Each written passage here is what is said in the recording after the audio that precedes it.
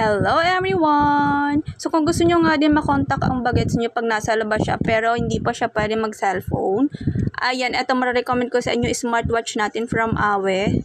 May SIM card to and then meron na po siyang camera. Ayan, so pwede nga dito mag-video call, voice call, may voice chat. Try natin tong video call. So ayan. Pwede tumawag sa inyo ang bagets nyo. Kunwari nasa school tapos recess, pwedeng mag-video call sa inyo. Ayan, so ganyan.